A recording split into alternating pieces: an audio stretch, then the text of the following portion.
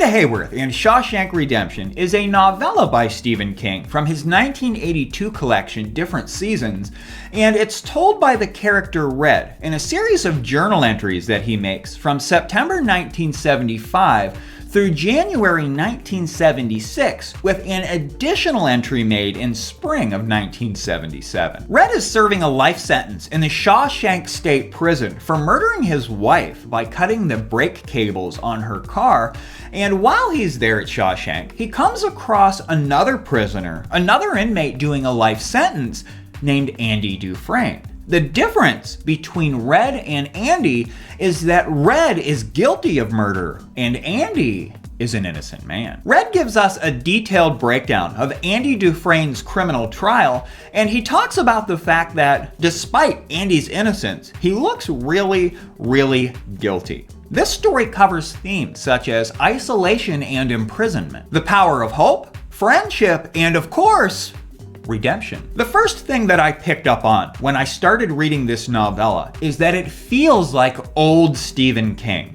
The tone is very much so like we would get with Christine, or The Shining, or The Stand, or It. Many constant readers have divided Stephen King's works into old Stephen King and new Stephen King, and this story, Rita Hayworth, is definitely part of the former category. When I use the term old Stephen King, what I'm referring to is this.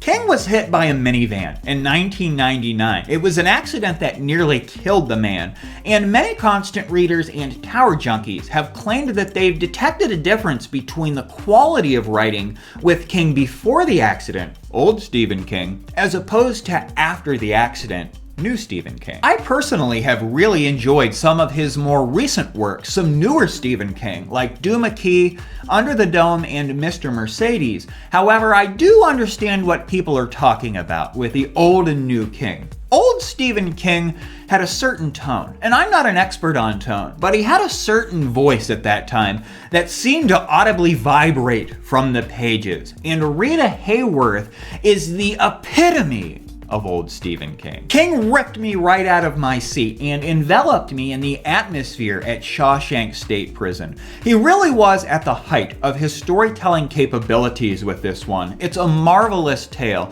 It's a timeless, endless tale, and any author, anywhere at any time, would love to be able to tell a story that reads so easily and is as vivid as this one. It also seems to me that King did his homework on how prisons work and operate inside. As Red tells us his story, as well as Andy's, he describes things going on in the main state penal system, and all of it seemed very believable. Our narrator here, Red, has a very distinct way of talking. It's smart, but not highly educated. I could hear his voice playing out in my mind's ear as I read the story on the pages of Rita Hayworth, and I think that his creation is sheer brilliance by Stephen King. Red has a kind of penitentiary way of talking. People who do a lot of time in jail get the jailhouse tongue, if you follow me, and Red was spot on for that. He's an expert storyteller, and it kind of felt like he was an old-timer, telling a story around a campfire, and I had no choice but to be deeply entrenched in his account. Now, as great as Red is, it's Andy who is the true focus of the story.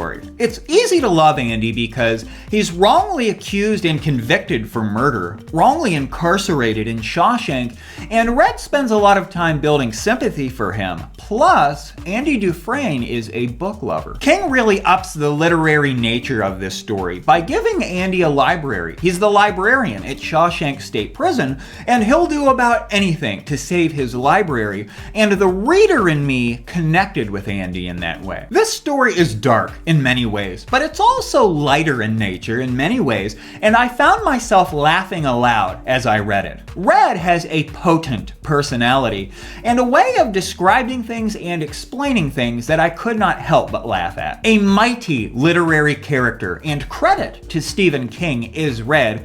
I found myself smiling as I read this one, which can happen to me when I'm pulled into an extraordinarily good story. Here are two quotes that I wrote down from the book. The first one is from Red. I don't have time to listen to rumors about a man when I can judge him for myself. This one is from Andy.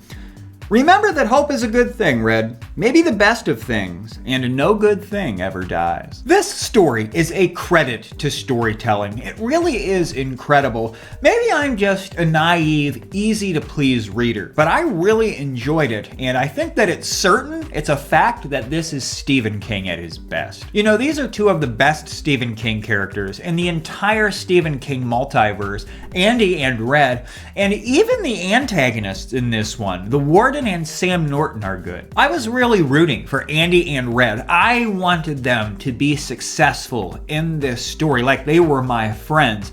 Anytime an author can invest me in the outcome for a particular character and make my blood boil when it comes to the antagonists, that's an ace in my book. I give this book a 10 out of 10 rating. It's exactly what I wanted. When I went into it, I was hoping that I was going to get into a good classic Stephen King story, and I was hoping that it wouldn't be overrated. I was hoping I wouldn't be disappointed, and I was not. And I must say, now I'm thinking that this story, Rita Hayworth and Shawshank Redemption, is among my top 10 favorite Stephen King stories of all time. Characters, top notch. Pacing, top notch. Overall enjoyment, top notch. And there's one more thing that I want to mention here, guys. It's been many years since I've seen the movie, and I must have seen it at least a half dozen times over the years when I was younger, but I felt that there must have been some differences going on between the novel and the movie. However, it's been so long that I just couldn't clearly see the differences.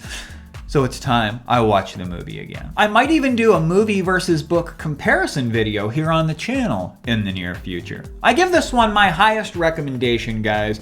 I thought that it was a really, really good story. And you know, it's a common misconception that Stephen King only writes horror. This is just a drama. There's nothing supernatural about it. There's nothing necessarily horrific about it, but it's Stephen King at his best with this dramatic style of writing. And I think that anyone, just about anyone, no matter what you prefer to read, could enjoy this story. And there you have it, guys. Rita Hayworth and Shawshank Redemption. You know, there are 3 more stories in this 4 novella collection. We also have Apt Pupil, The Breathing Method, and The Body, also known as Stand By Me. I haven't read any of these other than Rita Hayworth. It was my first time through it, and from what I understand, the other stories in this collection, like Rita Hayworth, are not supernatural. They're just drama, so I look forward to reading and reviewing every one of these stories very soon. Please hit the like button if you made it this far. It really goes a long way toward growing the channel. Subscribe for more Stephen King and other bookish content. Thanks for joining me, constant readers, tower junkies. Long days and pleasant nights, my friends.